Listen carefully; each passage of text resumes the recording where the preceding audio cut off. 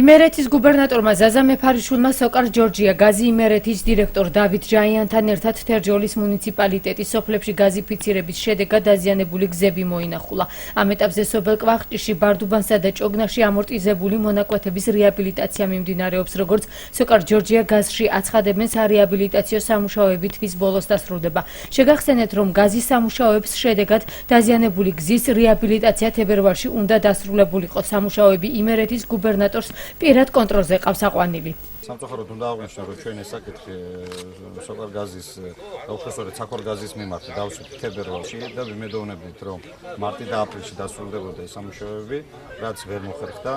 აქედან გამომდინარე, ვალდებულად ჩავთვალეთ, რომ უშუალო ჩართულობა მოხდეს. ეხლა ვნახულობთ სოფლებში და მდგომარეობა.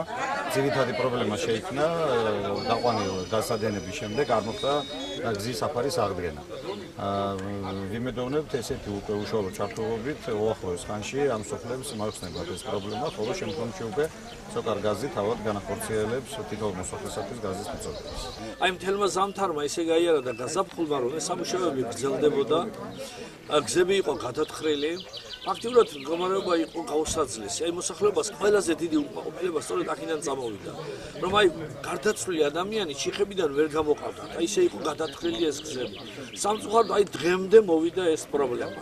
აი ახლა ამ ბოლო პერიოდში გააქტიურება, რა თქმა უნდა, ეთყობა და სიკეთისკენ მიდის საქმე, რომ ნელ-ნელა მოწესრიგეს ის გაფუჭებული საქმე, რაც გაკეთდა. თითქმის ყველა სოფელში არის მობილიზებული ტექნიკა და მიმდინარეობს ამ დარჩენილი გზის საფარის აღდგენის სამუშაოები.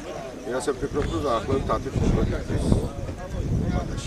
გაზთან დაკავშირებით ცოტაოდენი შეფერხება იყო, მაგრამ გამოსწორდება იმედია და ამისი დიდი იმედი გვაქვს და ეხლა ცოტა რაღაცები არის მოსაწესრიგებელი სოფელში და ალბათ გაითვალისწინებენ აქ მოსული სტუმრები. სუროგაციული და ინტრავენური ნარკოტიკების მოხმარება საქართველოში შემცირებულია. ეს განცხადება ჯანდაცვისა და სოციალურ საკითხთა მინისტრმა დავით სერგეენკომ გააკეთა.